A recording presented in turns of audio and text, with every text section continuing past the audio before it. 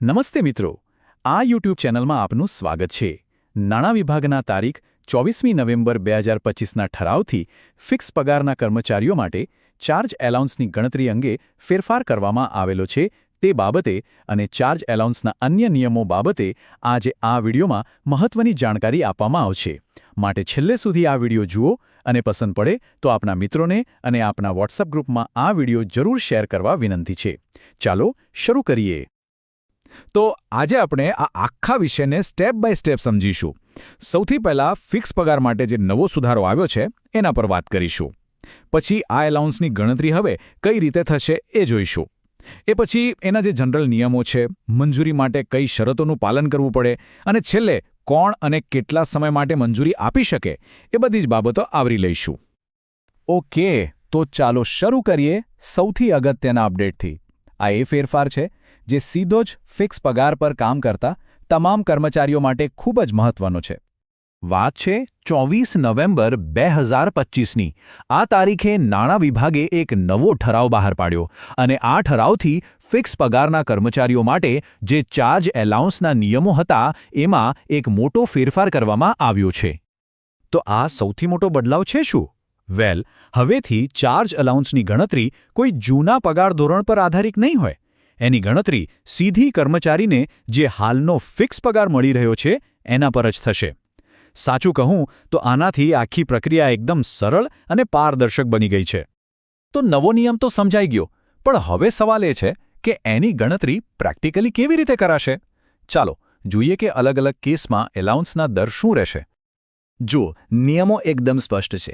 જો કોઈ કર્મચારીને એના જ લેવલની એટલે કે સમકક્ષ પોસ્ટનો વધારાનો ચાર્જ મળે તો એને પોતાના ફિક્સ પગારના 5% એલાઉન્સ તરીકે મળશે. પણ જો એને પોતાનાથી ઉપરની એટલે કે હાયર પોસ્ટનો ચાર્જ સોંપવામાં આવે તો આ એલાઉન્સ સીધું ડબલ એટલે કે 10% મળશે. એકદમ સિમ્પલ. ચાલો આ નિયમોને હજી વધારે સારી રીતે સમજવા માટે એક પ્રેક્ટિકલ ઉદાહરણ જોઈએ, એટલે બધો જ કન્ફ્યુઝન દૂર થઈ જાય. માની લો કે એક જુનિયર ક્લાર્ક છે. એમનો દર મહિનાનો ફિક્સ પગાર છે 26,000 રૂપિયા. હવે એમની ઓફિસમાં એમને એક વધારાનો ચાર્જ સોંપવામાં આવે છે. એમને સિનિયર ક્લાર્કની ખાલી પડેલી જગ્યાનો ચાર્જ આપવામાં આવ્યો છે, જે એમના કરતાં ઉપલી જગ્યા કહેવાય.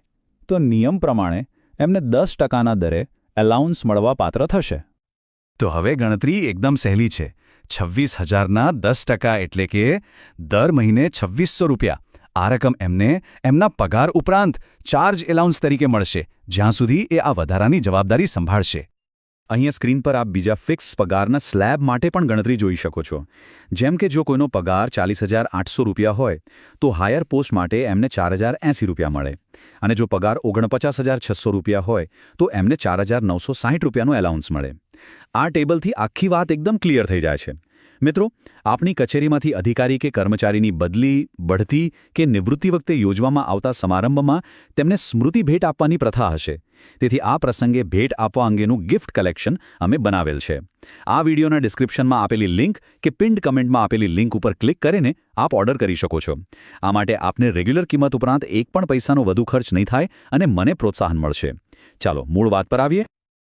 ફિક્સ પગારવાળાઓ માટેનો નવો નિયમ તો આપણે સમજી લીધો, પણ હવે આ ચાર્જ એલાઉન્સના જે મૂળભૂત નિયમો છે જે દરેક સરકારી કર્મચારીને લાગુ પડે છે એ શું છે? વેલ, એનો ઉલ્લેખ ગુજરાત મુલકી સેવા નિયમોના નિયમ 45થી 49માં કરવામાં આવ્યો છે. અહીં એક મજાની વાત કહું. આપણે જેને સાદી ભાષામાં ચાર્જ એલાઉન્સ કહીએ છીએ એનું ઓફિશિયલ નામ છે ખાસ પગાર એટલે કે સ્પેશિયલ પે. આ એ વળતર છે જે કોઈ કર્મચારીને પોતાની મૂળ ફરજ ઉપરાંત બીજી જગ્યાની જવાબદારી સંભાળવા માટે આપવામાં આવે છે. અને કોને હવાલો સોંપી શકાય? તો નિયમો બહુ ફ્લેક્સિબલ છે. ભલે કર્મચારી કાયમી હોય, હંગામી હોય, પ્રોબેશન પર હોય કે પછી ફિક્સ પગાર પર હોય, કોઈને પણ ચાર્જ આપી શકાય છે. અને એટલું જ નહીં, જો જરૂર પડે તો એક જ કર્મચારીને એકથી વધારે ખાલી જગ્યાઓનો ચાર્જ પણ આપી શકાય છે. હા, પણ અહીં એક ખૂબ જ મહત્વનો અપવાદ છે. જો કોઈ અધિકારી કે કર્મચારીને એનાથી નીચલી કક્ષાની એટલે કે તાબાની જગ્યાનો હવાલો સોંપવામાં આવે તો સામાન્ય રીતે એના માટે કોઈ ચાર્જ એલાઉન્સ મળતું નથી. દાખલા તરીકે, જો કોઈ સિનિયર ક્લાર્કને જુનિયર ક્લાર્કનો ચાર્જ સંભાળવો પડે તો એમને એલાઉન્સ નહીં મળે. હવે એવું નથી કે ચાર્જ સોંપાયો એટલે તરત એલાઉન્સ મળવાનું શરૂ થઈ જાય. એની મંજૂરી માટે અમુક ચોક્કસ શરતો છે જે પૂરી થવી જ જોઈએ. ચાલો જોઈએ કે આ શરતો કઈ કઈ છે. મુખ્યત્વે આ 3 શરતો છે.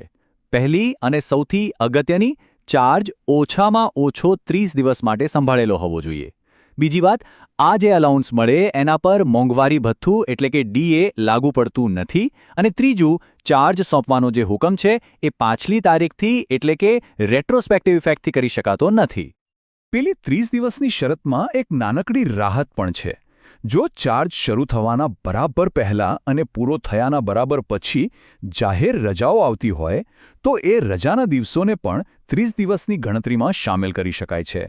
આનાથી ઘણા કર્મચારીઓને પાત્રતા મેળવવામાં સરળતા રહે છે. ચાલો હવે આપણા છેલ્લા મુદ્દા પર આવીએ. આ એલાઉન્સ મંજૂર કરવાની સત્તા કોની પાસે છે અને એની સમયમર્યાદા શું હોય છે? કારણ કે આ વહીવટી પ્રક્રિયાનો એક ખૂબ જ જરૂરી હિસ્સો છે. અહીં સત્તાનું સ્પષ્ટ વિભાજન કરેલું છે. જો ચાર્જ 3 મહિના સુધીનો હોય તો કચેરીના વડા મંજૂરી આપી શકે છે. 3 થી 6 મહિના માટે ખાતાના વડાની મંજૂરી લેવી પડે. અને જો ચાર્જ 6 મહિનાથી 12 મહિના સુધીનો હોય તો છેક વહીવટી વિભાગ પાસેથી મંજૂરી લેવી પડે છે. હવે જગ્યા ખાલી રહે એના માટે પણ નિયમો છે. જો કોઈ પોસ્ટ 12 મહિનાથી વધુ સમય ખાલી રહે તો એને સ્થગિત થયેલી એટલે કે સસ્પેન્ડેડ ગણવામાં આવે છે અને એના પર ચાર્જ એલાઉન્સ નથી મળતું. બહુ ખાસ કિસ્સામાં આ સમયમર્યાદા 3 વર્ષ સુધી લંબાવી શકાય છે. પણ જો કોઈ પોસ્ટ 3 વર્ષ કરતાં પણ વધુ સમય ખાલી રહે તો પછી એને રદ થયેલી માનવામાં આવે છે. તો અંતમાં એક વિચારવા જેવો સવાલ એ છે કે આ પ્રકારના નિયમો સરકારી કામની સાતત્યતા અને કાર્યક્ષમતા પર કેવી અસર કરે છે? એક તરફ આનાથી કામ અટકતું નથી અને ચાલતું રહે છે, પણ બીજી તરફ શું આનાથી કાયમી ભરતીની પ્રક્રિયા પર કોઈ અસર પડે છે? આ એક મોટો પ્રશ્ન છે. આજના વિષય પર આપના મંતવ્યો કોમેન્ટમાં જરૂર જણાવજો. અંતમાં આપનું સ્વાસ્થ્ય સારું એવી શુભેચ્છાઓ. આવા જ કોઈ માહિતીસભર વિષય અંગે વાત કરવા મળીએ હવે પછીના વિડીયોમાં. આવજો.